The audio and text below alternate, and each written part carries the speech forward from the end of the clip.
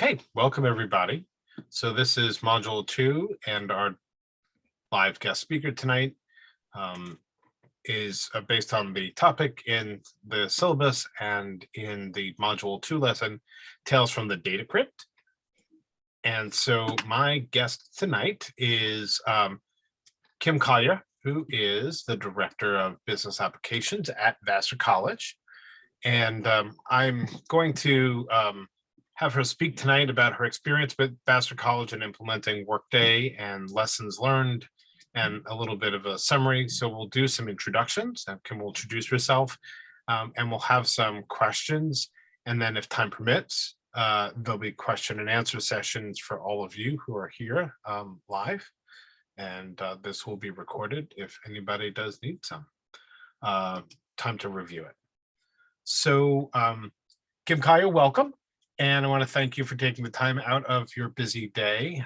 I know these days in higher ed, it's a little busy with Omicron and COVID. Yes. And the daily lives of keeping kids on a campus safe.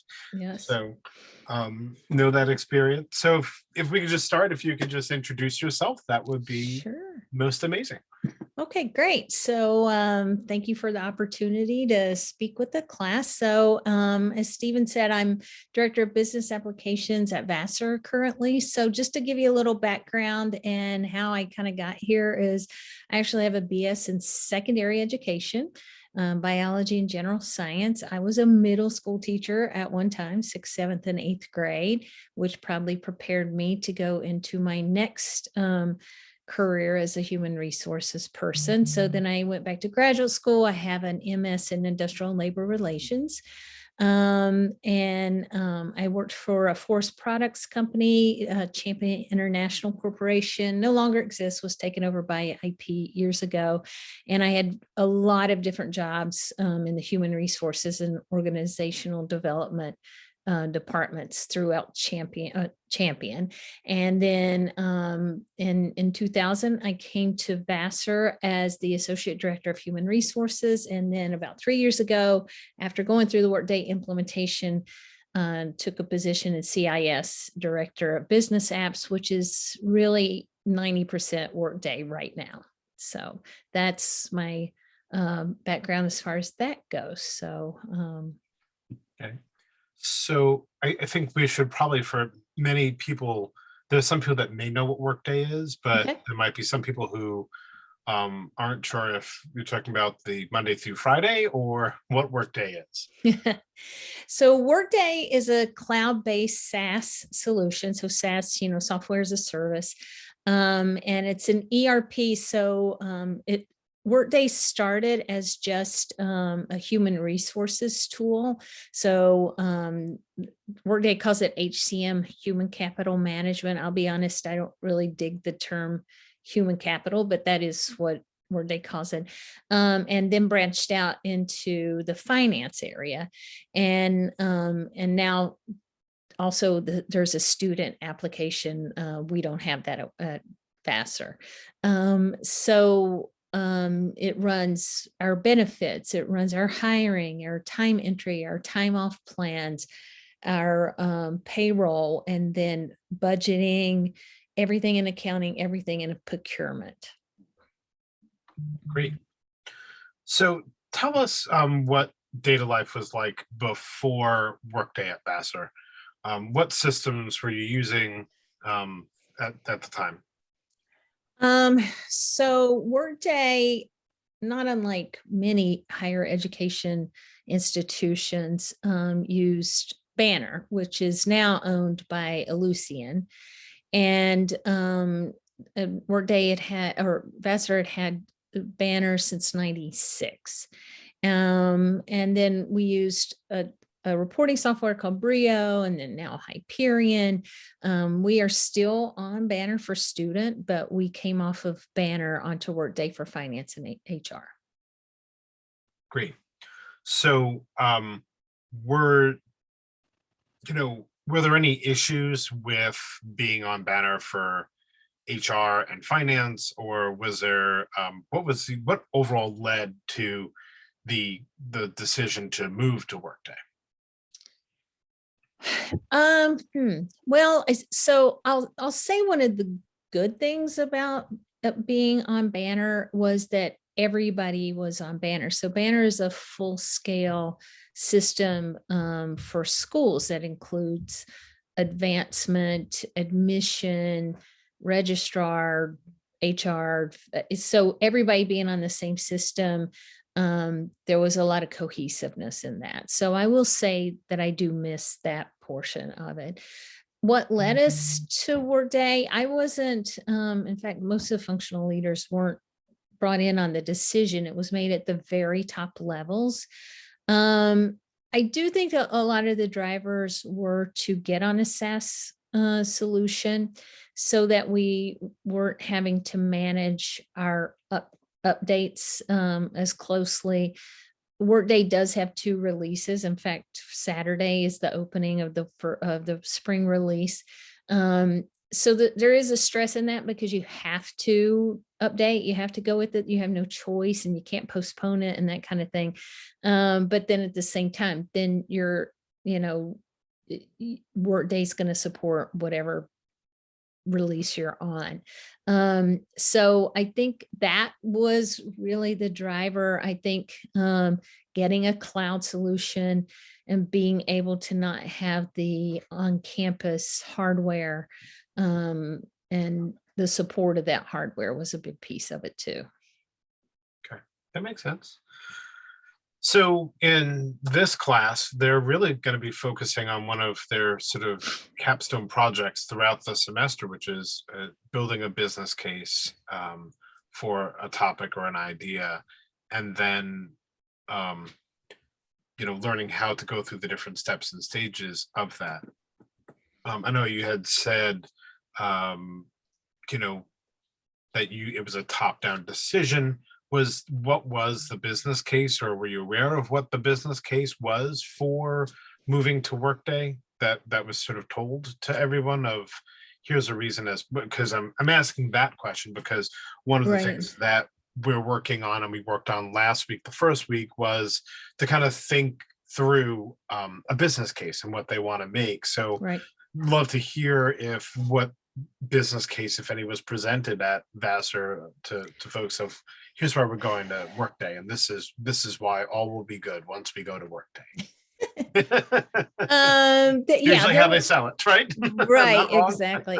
You're right. So there were different things. I mean, there was some talk that Ellucian was not going to be around. I never believed that because, I mean, Ellucian is a global company. It's recognized, Banner's recognized for higher ed. So that I kind of didn't listen to. There were things, I mean, the reporting out of Banner was a struggle at times. So, the thought that there's better, I guess, more intuitive, if I want to say that, reporting that you can do with Workday. The ability to configure things based on what your business processes are, that is something that we've learned and, we're being able to better utilize for Workday. So that was a piece of it where, a lot of systems come out and they're just static. There's not a lot you can do with them. Workday does have the configurability piece of that. So I think it would be reporting, configurability probably were some of the biggest drivers. Okay, great. Yeah, that does sound like a good driver. So once Workday was implemented, myself having gone through a large scale implementation with Taleo at Stony Brook University, which wound up being Taleo applicant tracking and onboarding. There's as you're in the middle of the implementation, it's always fun. But when you stop and look hindsight, what were some of the lessons sort of learned, after that that everybody thought like, if we knew that then, and I know we did that when we implemented Taleo at Stony Brook, we went, oh, had we known that would have been what happens, like we would have configured it this way, or we would have done it that way, or Right. wait, we need to start over again because, we have to make sure that, we get that in the right way. Right. So what were some of those lessons learned that, using Workday that, were good, bad, ugly? Yeah, there were a lot we predicted going in, and then they came true kind of thing. So first and foremost, I would say probably getting the functional area lead. So when I say that, I mean, like, I was the banner person for HR, and, there's somebody in the dean of faculty office and somebody who runs student employment and the payroll person, getting everybody on board at the beginning. So it was kind of like this thing, you're getting this and here you go. So not seeking input from functional areas. I mean, we got through the implementation, but I think the implementation could have been smoother, and therefore the go live could have been smoother. But definitely the you need the people who are what I would call data managers, and understand what kind of reports you're going to need, because what the reporting that you need is going to drive your configuration a lot of times. So there was that. I wish that we would have had more time prior to starting the implementation to map out what the business processes were, and then have time to think about how we might want to change those. We were trying to do that on the fly during the implementation. And so having that kind of what I call a long runway prior to the project kickoff would have been very helpful, I think. And by the way, these are things that I tell other schools contact me who are getting ready to implement, and I'll say, do this, do this, do this. And I think, again, not consulting us, but we did a 9-month implementation, and actually Workday doesn't even do this type of implementation anymore. But when we were told it was 9 months, we were like, are you kidding? Kind of thing. For those who don't know, 9 months is a very small amount of time. It may seem like it's a long time, but when you're implementing something such large scope as Workday, that's a very compressed time schedule. Right. And we were doing our regular jobs at the same time. So I don't know how we kept it together, but we did. So and I suggest to other schools, do not try to do it faster, at least take a year. Some schools are even doing 2 years to do the whole mapping piece of that. Because there's a lot of testing. I mean, in the end, we've got to get people paid correctly. And so that was always our driver. And then I would say one of the big things, that we kept hearing, but we never really got, is to have someone who is a change manager, and not somebody who's a project manager. I mean, you need that too on the project, but somebody who's very into change management, who knows how to communicate about change, how to get feedback from the campus, or from the organization about how the changes are going through, what people might be interested in. People sometimes will think of a change manager as just a fluff position. I am here to tell you that is not at all. And we're actually now looking at our student system. I don't know what it's going to be. I mean, it's not a given that it's Workday. It might be, but it may not be. But I was pulled in to just talk about some of these things, and I said, please, even now, get a change manager. So very, very critical piece that we did So not have, we missed. so Kim, what is the function of a change manager? For those who haven't taken the organizational development and change course. Right, exactly. So it's a little bit of everything kind of all rolled into one, right? So it's someone who it can coordinate. It might be end user testing, can help you in that, and get the feedback that you need, can coordinate and help with the training plans and getting those together. It can be even helping so when you're a functional lead in the project, you're very close to it. So a change manager can work to pull you back from that and say, hey, take a minute, let's look at the forest, you're looking at the trees, let's just take this minute. And so, because when you're in there and you're configuring and you're just like looking at the end game, even though you might know all this stuff, you're just too focused. And so that person just can pull you back and say, listen, do you want to think about it differently? Do you want to have a session where you're thinking about how the business process could change, would change, might need to change, that piece of it? So there's a lot to that. And it's learned, but it's also an art. I mean, the really good change managers I've worked with, it's just, I don't know. Some people just have it. I can't even explain, but definitely take the class. Anybody who in here who hasn't taken that class, take it, because you even use it like just as a regular HR person. I did a lot of change management at Champion. So you can always incorporate that into what you're doing as an HR person. So how would that change manager differ from, say, a project manager that might be assigned to help the project along? Um, Project managers, I describe them, they're just more technical, right? So a project manager is going to, help you set the scope of the project, make sure you don't have scope creep. Is going to have, the project plan laid out, have milestones, that type of thing. So it's more about the timing and the scope of the project, and they're keeping you on track.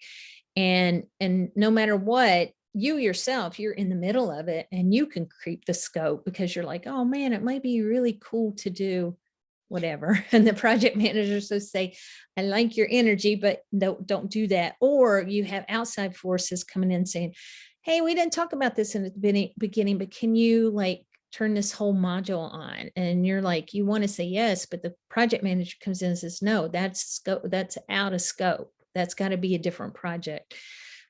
So keeping you on track, but also protecting you from yourself sometimes to get the scope, keep the scope in scope. Okay, great. So what benefits have you seen from using Workday? So one thing I'll say, and let me just preface it by, when you do an implementation, and I'm thinking about this too, because our advancement team is today was their second anniversary of an implementation on a different platform. And they were kind of beating themselves up. And I said, 2 years is hardly anything after a go live. It really isn't. You're still reeling, you're still learning. So April 1st, will be 5 years. And I really will say it probably takes you 3 to 5 years to really get to know a new system, work out some of the obvious kinks of it. And, but we've been implementing new things as we go along. And actually, so one thing I'll tell you is what we did for COVID response. So there was a lot of things that we had to do. For example, Vassar had furlough leave. So people volunteered for furlough leave so that other people didn't have to be laid off or forced into furlough. So Workday gives us the ability to configure from thin air, basically, new leaves in the system. And part of that, we also had to do things, we had to work with finance, and we had to tag these hours so that they could report and say how many of these were COVID response, that type of thing. So that's something. Now we're doing vaccine tracking. We have a vaccine tracking configuration in there. So COVID response forced us to like really learn our configuration. Like we went from, we were doing great to just like, okay, we just kind of jumped and really were able to do a lot of stuff. And on the finance side too, we were able to help them too. So when you talk about, especially when you're implementing something as large as this, when you're configuring, if you could, one of the things when they're building their business cases, they'll have to know about the amount of human resources, Yes, not HR kind of, so to speak, but the right. actual human intellect that goes into doing that. And so if we could talk a little bit about that, and if you feel like there was the right amount, or if another hindsight of how giving advice to folks that you do now about implementing Workday, what would you say was a lesson learned with the amount of human capital to implement the scope of a project like this?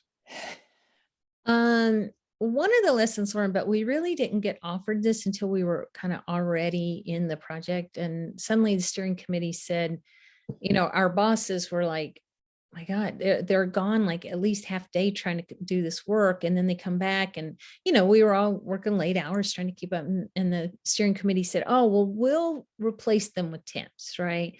So let's say for me, it's not like you can go and get somebody with a master's degree and 15 years of experience, at the Yes. temp agency, right?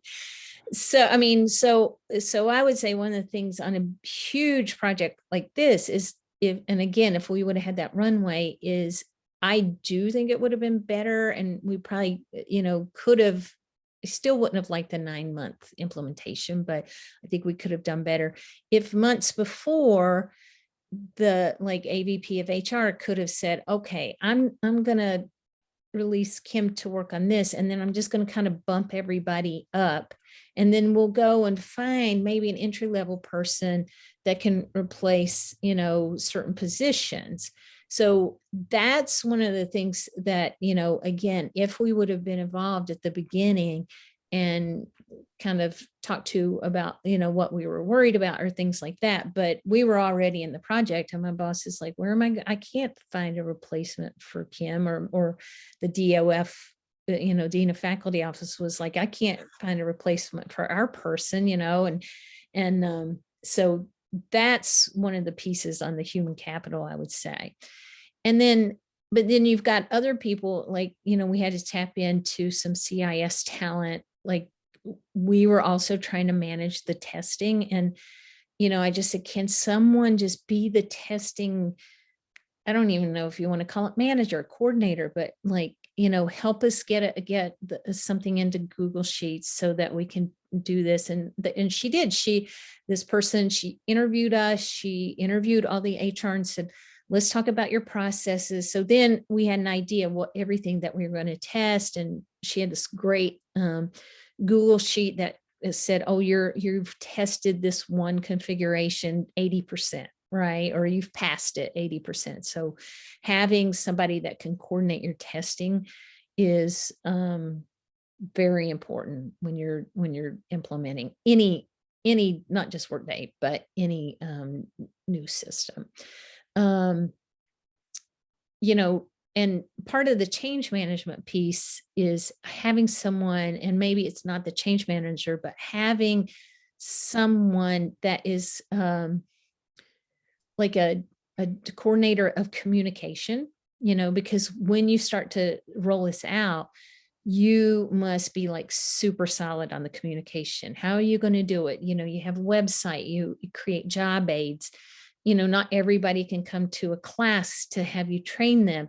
So, we had we were making videos, we were making job aids with screen captures. We were, we had this whole website kind of thing. And we had people from our communications department helping us. But again, if we'd had somebody dedicated to that, I think it would have been even better. I mean, I'm proud of the work we did, but I'm just like, gosh, what we could have done with these other positions would have been great. Okay. No, those are really insightful. And I think that goes for everybody listening to this. When you're thinking about your business case, it's critically important, one, to have the buy-in from the people that are going to be either impacted by the business case that you're using, right? And Yes. making sure that while you're implementing the said change or product or procedure, that you've got the communications, the sort of the change management, which is key. I've always said, change, everybody is fearful of change, and no one really wants that. Like, how much, and speaking of change like that, how much resistance was there at Vassar to changing to Workday? Because having a system in there since 96 usually Mhm. kind of either goes, I find, one way or the other. Either people are very loyal to the system of record that's been there for so long, or they're ready for a change because they're done with it, right?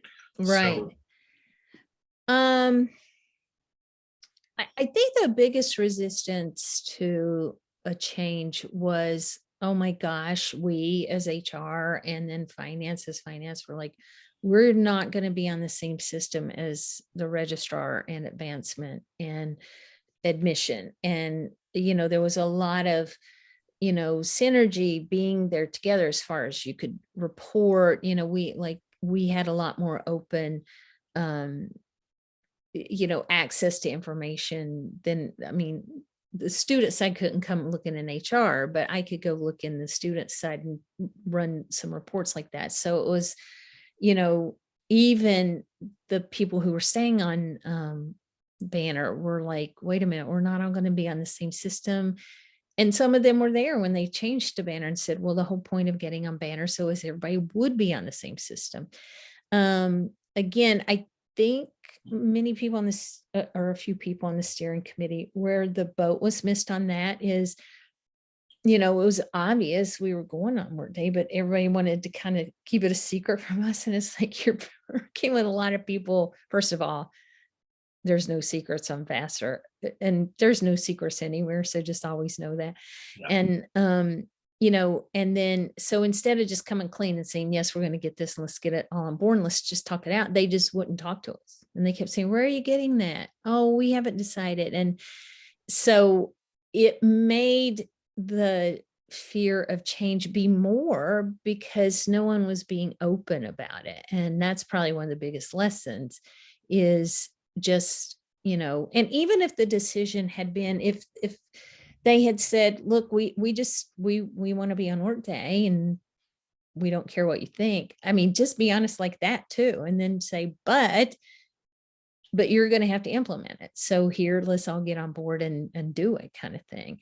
I mean, for us, it was more like I liked to being able to configure some of the things I saw on Workday about being able to configure and sending notifications and having an electronic map basically of people, what they'll approve. I mean, I worked in HR for a long time, and I'd have senior officers say, why is this job posted in my area? And I'm like, well, because your manager asked for, I mean, and that, so we had to implement an email system where the senior officer had to approve the posting of a position, even if it was small, right? Because we were like, oh, I'm not responsible for that, right? So now all that happens in Workday. So then if a senior officer calls HR and says, why is this job posted? Then you can go to the map and you can go to the process history and say, well, you approved it on this date. And they're like, oh, okay, kind of thing.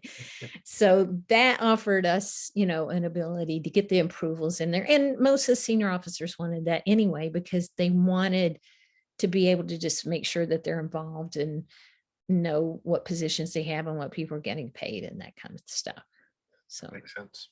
I'm this is probably higher ed speak, and I don't think I stopped to clarify this earlier, but a question, you mentioned a department named advancement, and that is yes, fundraising department that is of fundraising. any university. And so at Stony Brook, it is the department that welcomes you as an alumni once you graduate and asks you for donations to the Yes. school. That is advancement. I don't know why it's Sometimes called called that. development Yeah, as sometimes called well. development, sometimes called institutional advancement. Yes, yes, But nonetheless, it is the fundraising arm that gets the big donors to put the names on the buildings, yes. or sometimes the alumni to just contribute $5 a month, or Right. whatever their goals are, or to do annual fundraising campaigns. Just so that everybody is clear on that, because I know not everybody is from the world of higher ed, even though you attend Yes. college and a Thank you for that university. clarification. Yeah, no, Yes. it's okay. It's sometimes the lingo, and I know it just becomes inherently natural for us to talk about it because we're in higher ed, and some people still don't know what a registrar or a bursar's office is, even though that they know that they register at the registrar, or they pay their bills at the bursar. Right. So yeah, so I just wanted to make sure we kind of got that. One of the areas that I really wanted to talk about, because it's the first two areas that we focus on in this course, is about data analytics. And actually, I have my copy of the first book, which is probably very blurry to see here. For some reason, it's really blurry. I don't know why, but the book alone is blurry. So it's applying advanced analytics to HR management decisions. And so the first couple of chapters that the class is really learning about is the value created with advanced analytics, some challenges and opportunities to make decisions that analytics helps, and collaboration with it, you know, using it for performance and selection, how it sometimes, workforce planning and talent acquisition and decision analytics that are sometimes used by many of these systems. So can you tell us a little bit more as to where Workday has put you in that realm with data analytics? Have you seen an improvement, or any type of change? And I apologize because my dog might be showing up in the frame anytime soon. Um, Um, I would say mostly right now, the data analytics is through the budget office, right? So, and the budget office themselves are very good report writers, right? They've taken the report writing classes. They have the real intense reports out there. So, but they're still, what they're wanting to do is kind of, look at it. We looked at, there is something in Workday called adaptive planning, and we looked at it, but the budget office is just not ready for implementation of that. And the piece on that would be that the analytics are somewhat built in. I mean, you do configure them, but you can build them in. So some of that's built in. But for what we do have, we're just now got our feet under us enough that we're dipping our toes into the analytics that are built within Workday and turning those on and doing some stuff. So, for example, every college and most every organization has a diversity, equity, and inclusion initiative. And so, we have someone new in the staffing in HR, we have someone new in the EEO office. So they've been tasked with some DEI things. And so we're looking at and we're turning on those analytics that are there and starting to see what they're going to give us. What does it look like? How do we want to configure it? What are you looking for? That kind of thing. So the configurability piece is good because, HR might be looking for something a little bit different than what the EEO office is digging into. There's a lot of synergy there, but there's a little bit of difference, so that we can configure those. So people more or less are using reporting. Sometimes they're pulling them out and doing a little bit of the typical Excel pivot table kind of thing. And we do have something in Workday that they can just leave it in there and it acts like Excel. So they're starting to get used to that. But if you're ever working with hardcore budget people, they're just like, nothing's like Excel. It's like a love story. So they're like, no, I don't want to use worksheets. It's not Excel. I don't care if you tell me it acts like Excel. So yeah, so we're still working. I was going to say working on them, but working with them, because I know, because in HR, I used to work with the office all the time. And so I know that we can help them, but it's just, they've got to get off of the budget treadmill just for a little bit to decide what they want. So there's a lot that we've done, and the reporting is very powerful. But we're just now really getting into the built-in analytics. so why would you say that you're just now, because you're 5 years into Workday. So why not day one? You're able to just run Oof. reports and do things, right? We can Right. explain that for them as to, like, because when they do demos of all these systems, they show you all the pretty demographics and how you can check and look how you can track Johnny to go from A to Z, and and all of that fun stuff. Yeah. I think it'd be helpful for people to learn a little bit about really why that doesn't happen overnight. Yeah. So I think when I was saying that I was talking to Advancement today, and they're only 2 years out from their go live. Um, it really, when you put in a system, especially something as big as something that's touching all of HR and all of finance, so Workday for us, it's kind of a bit of a behemoth, and it's got a lot of moving parts around it. And sometimes you have to, until my position was created, and then the team I have was kind of created, we were trying to, within the functional areas, support Workday. So that was another thing that the change manager could have done, is kind of get us to how we're going to support this new system, right? And so you only have X number of hours in the day. So usually while I was still in HR, it's like all hands on deck if payroll needed us. Right. And so you have to, when we went that fast, even if we'd gone longer, you're going to run into issues. You just cannot test everything. It's just humanly impossible to do that. But, we did it so fast, and we were even told, oh, that's how you do it. You do it fast and you fix it later.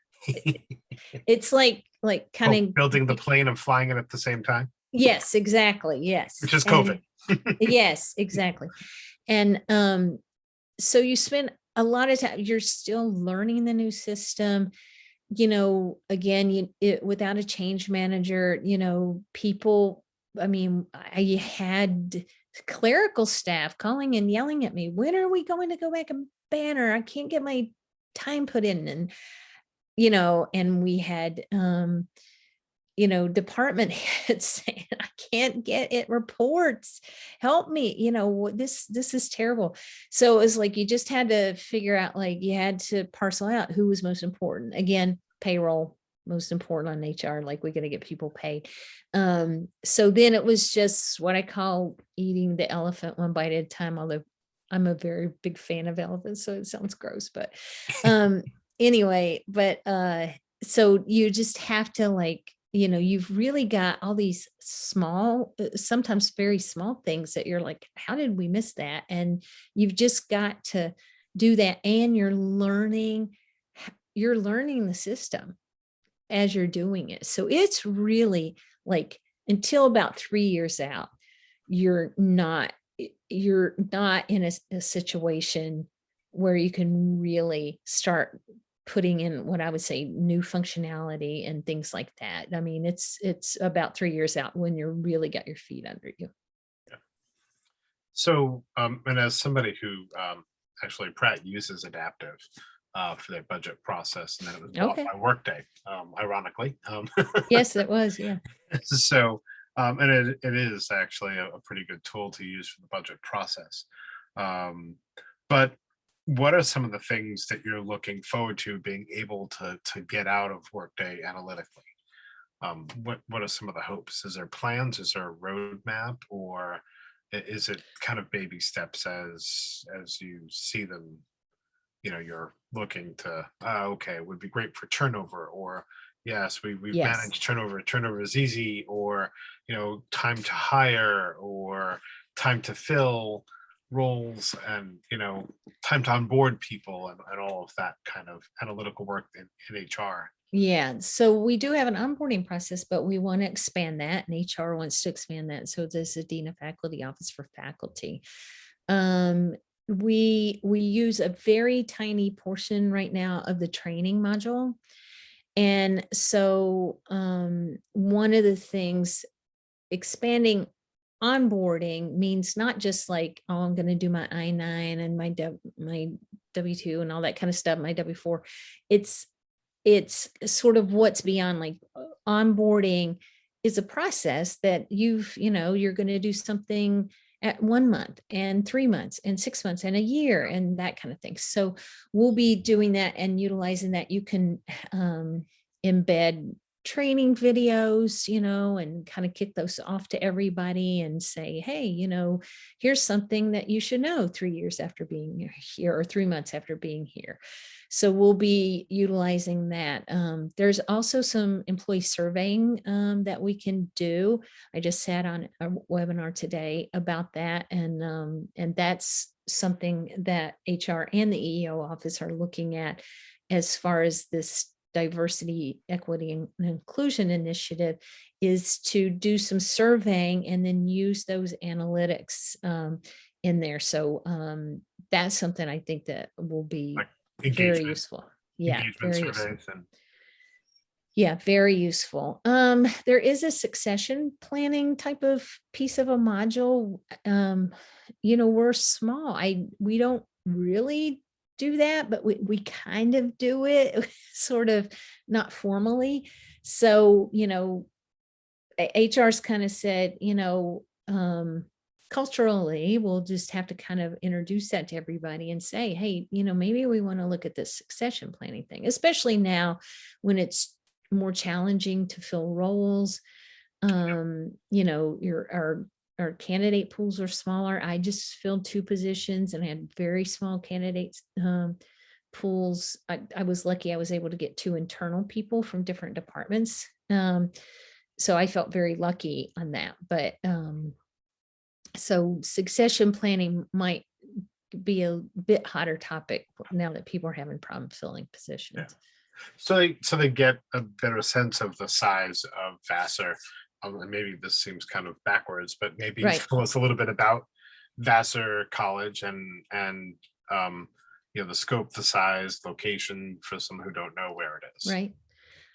So Vassar College is a small liberal arts school, and we're located in Poughkeepsie, so about 70 miles north of New York City. Kind of the cool thing about Vassar College, it was founded by Matthew Vassar, who was a beer maker from England. So we're very proud. We're even called the Brewers, by the way, which I love. But what I think is the neatest thing is Matthew Vassar and his wife never had children of their own, but they were very close to his niece. And at the time, very smart young women could go to finishing school, and that was like, how to do teas and things like that. But he was like, no, my niece is too smart for that. And he built her a college. He built this college for her. Oh, that's an uncle. Yes. And just so you know, even though it's liberal arts, everybody thinks of it as like English and the classics and stuff like that, the very first professor he hired was Mariah Mitchell, who was a very famous, one of the first women astronomers. So there is a very sciencey background on that, but yeah, Matthew Vassar's like, no niece of mine's going to finish in school, so I'll just build her a college in the country, out in the country, which isn't really in the country anymore, but still. So Vassar has about 1,200 employees, give or take. And you could probably split that, probably about 300 of that are faculty. When the students are in session, we have student employees. There's about 2,400 student employees. Almost every one of our students has a job. And that's about as many students that we have, 2,400.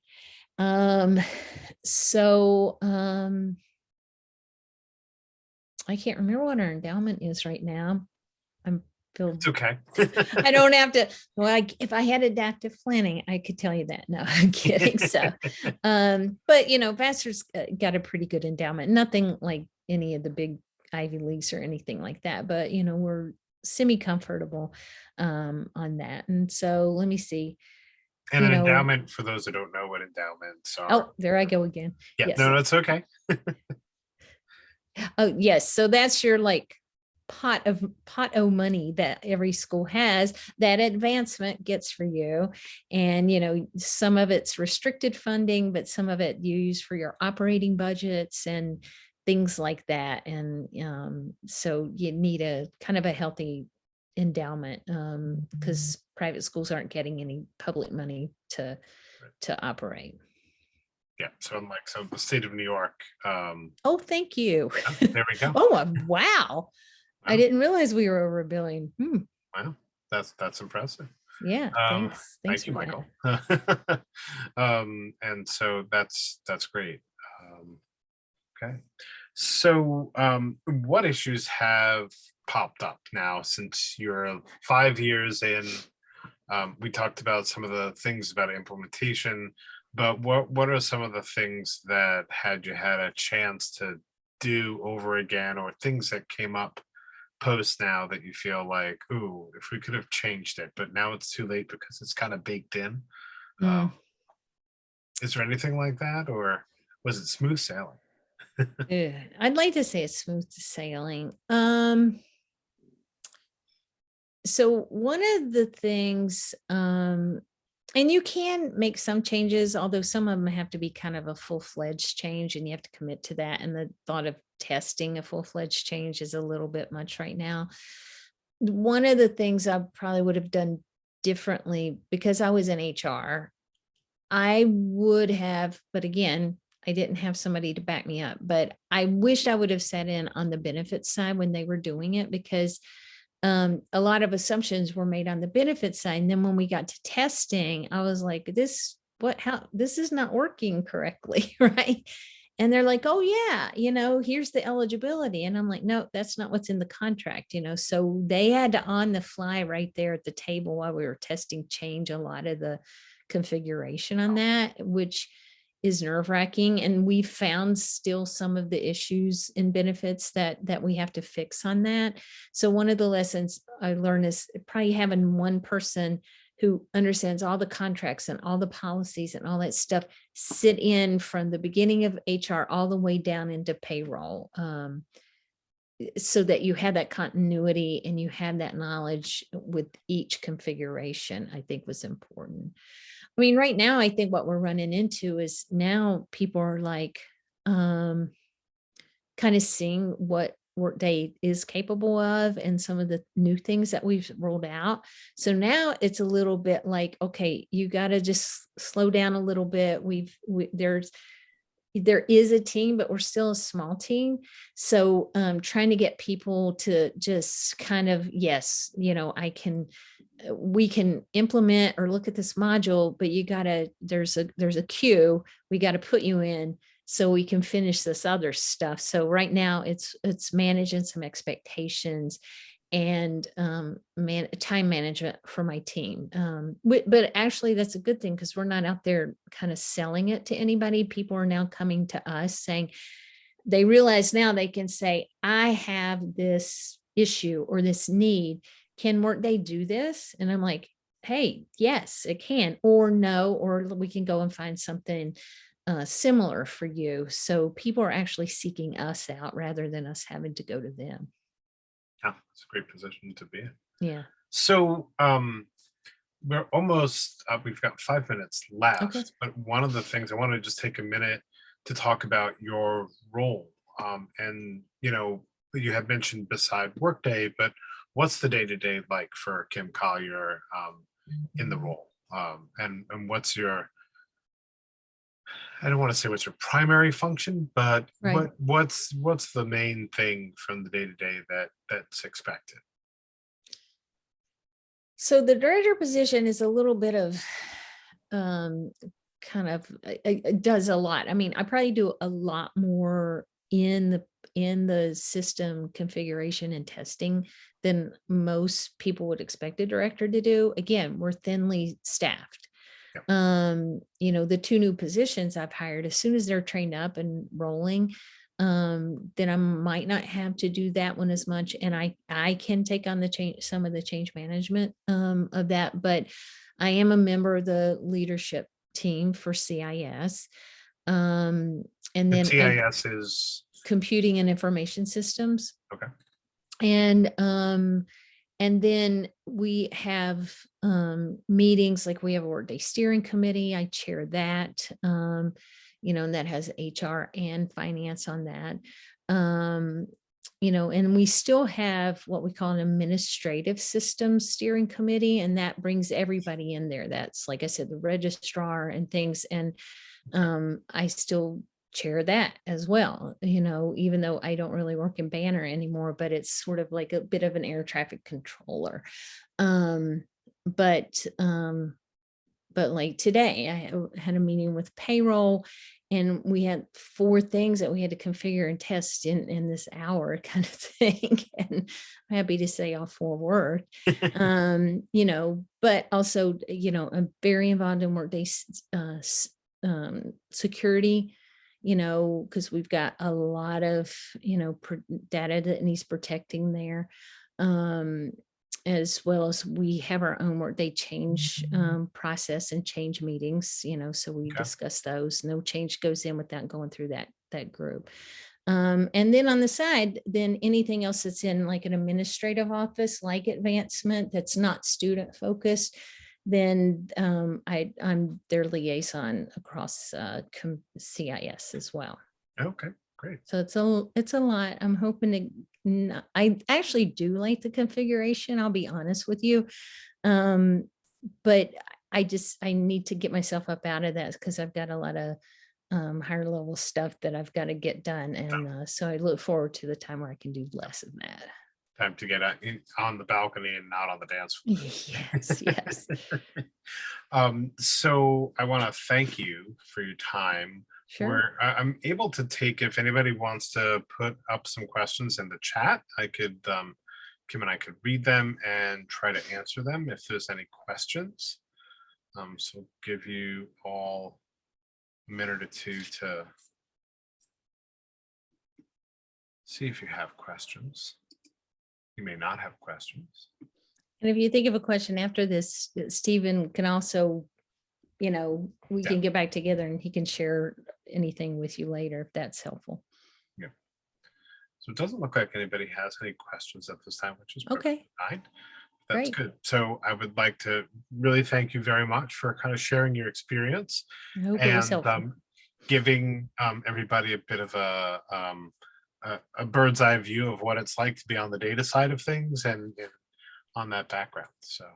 All right, great. So yeah, good luck, everybody. Oh, yes. Wait a minute. Somebody did have a question. I think. Yep. So Michael had, what kind of obstacles have you faced with system changes versus people policy changes? That's a good question. I'm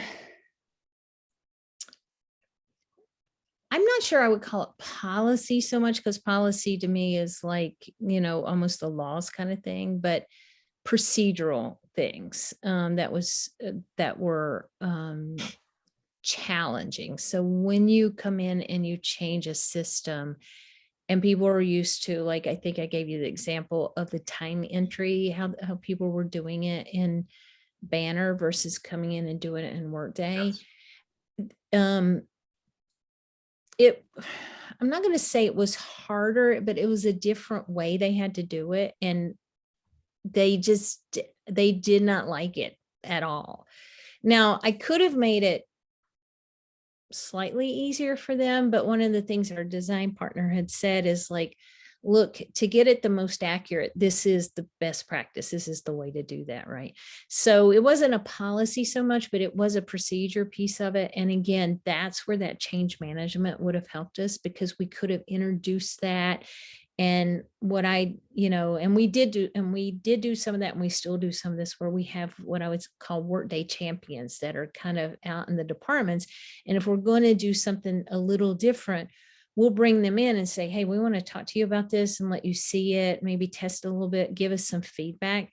And then they go out and they talk about it. Remember when I said there's no secrets, that's when you use that kind of pipeline like that. So you can't get around